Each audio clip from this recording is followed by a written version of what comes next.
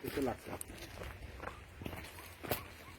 high guys hello भन्ने बेला अब अलि हिँडौँ न यता नि बाँस रोपेको रहेछ यो हिँड्न अस्ति भनेको यहाँ सबै जङ्गल थियो नि त ल हामी जङ्गल घुम्न गएको है रमाइलोको लागि जङ्गल सफारी कि सफारी मात्रै भन्छ जङ्गल सफारी जङ्गलै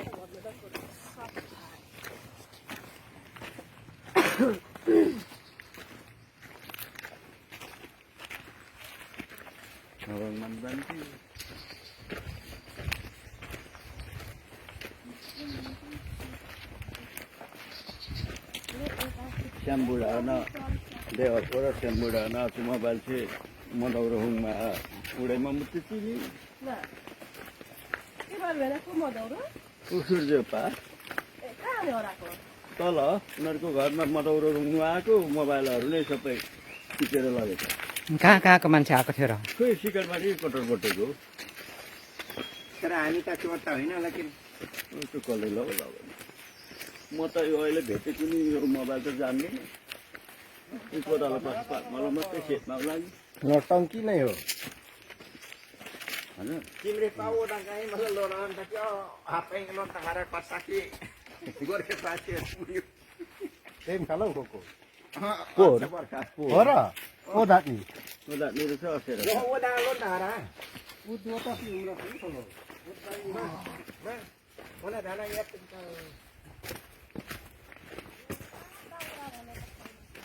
दाउरा भनेको नि एक खुसी कोदालोको भेड पनि अहिले निकै टाढै रहेछ यो त्यही भएर यो जग्गा सस्तो रहेछ साथीहरूले कतिमा दिन्छन् आज चाहिँ टक्टु हेरेर बैनामा हाल्नु पर्यो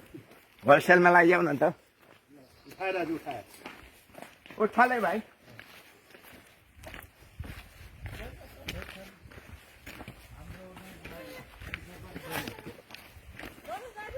हजुर के खोइ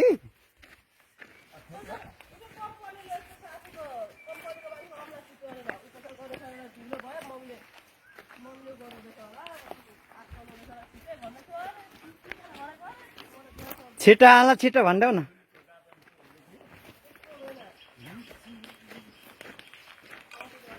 अमला चुडे रे छोरी अमला चुडे रे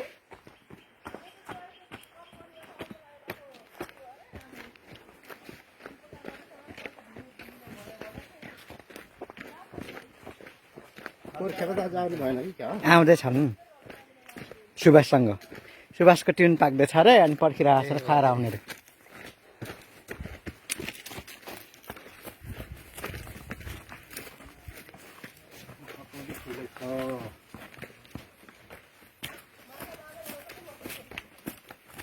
जङ्गल बाक्लो भएछ दाजु धेरै नै यस्तो बाक्लो भयो नि त सानोहरू चाहिँ पलाएछ क्या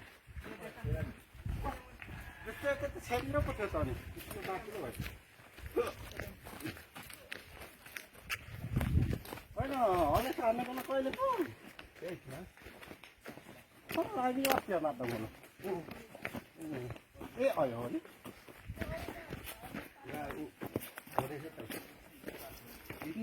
हाम्रो घाँस गोठालो गर्ने पहाडहरू हो यो पहिला पहिला बाल्यकालमा दिनमा 2-3 चोटिसम्म आउने पर्थ्यो यो डाँडातिर घाँस जानु पर्थ्यो त्यो रुखको टुप्पातिर हामी आज चाहिँ हामी चाहिँ अब हिँड्दै आउँदै थियौँ यही बाटोमा हामीले चाहिँ दिनको एक भारी घाँस जसरी पनि ल्याउनु पर्थ्यो अनि बेलुका चाहिँ दिउँसो चाहिँ गोठालो जानु पर्थ्यो अहिले त यस्तो पो रहेछ है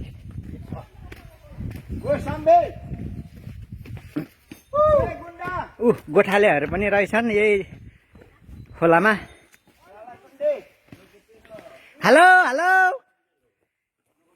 यता हेरौँ यता यता सबैले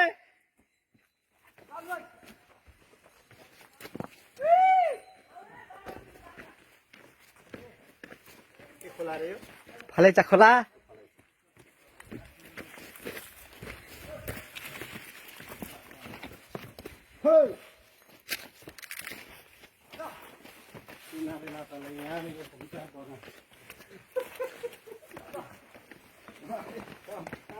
हाम्रो माइली पनि कहिले कुनै कुरा गर्छ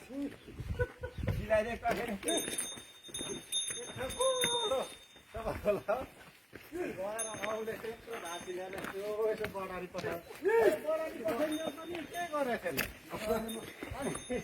यस्तो गरेर तान के मस्यो बेटा बिजी हानेको ए तारे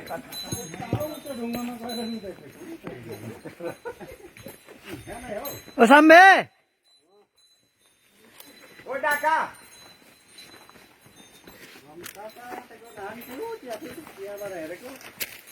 हाम्रो गोठाले दाइलाई पनि खिचौँ यता फर्कौँ त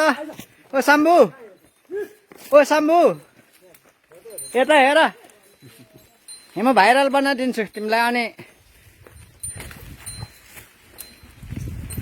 बाख्राहरू थुप्रो रहेछ गोठाले दाइको